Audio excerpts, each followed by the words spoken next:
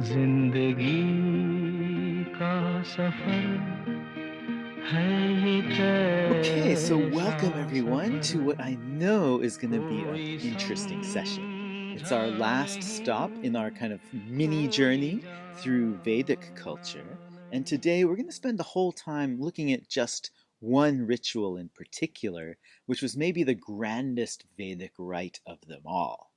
It's a ritual that would have taken over a year to perform. It required large teams of priests to put on, and could only be done by a king who had defeated all his enemies and established complete power over all his neighbors.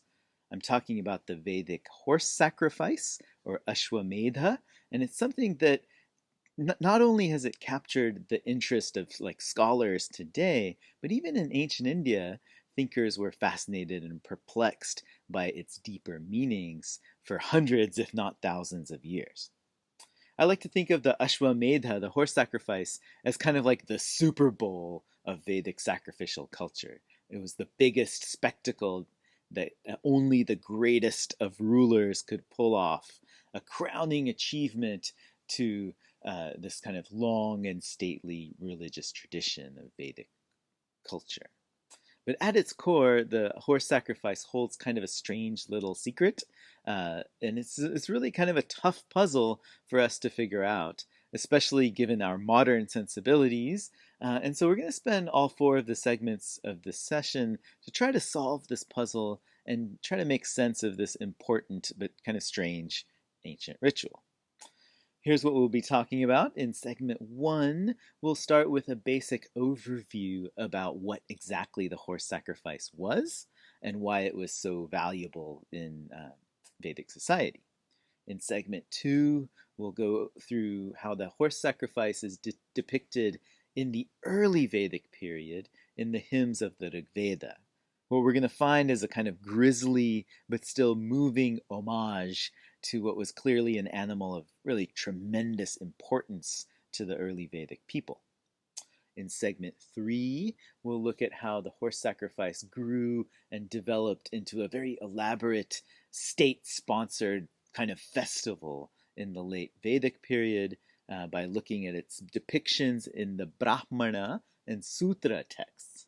And then in segment four, we'll turn specifically to that difficult question about what the queens had to do as part of the ritual and why they might have had to do it. And then in our final segment, we'll try to make sense of it all and see how the texts themselves tried to make sense of it all, especially the kind of the more shocking aspects of the horse sacrifice.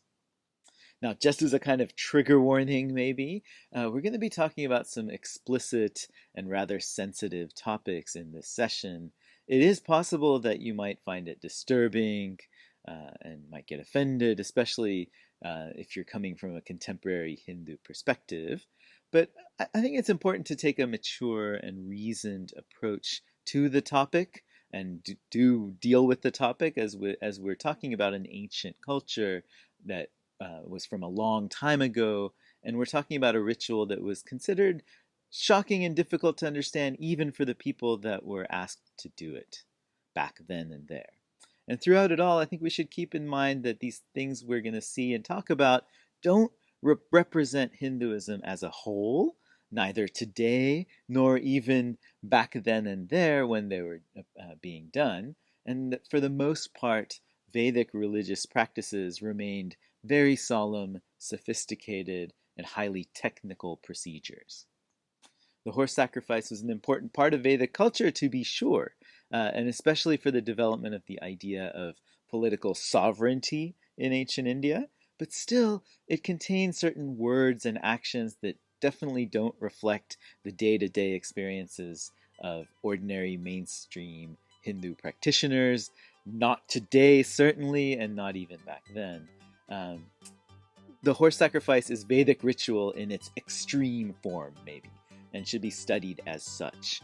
So I just wanted to kind of clear that up before we dive right into the Vedic texts. Okay, so see you in a minute.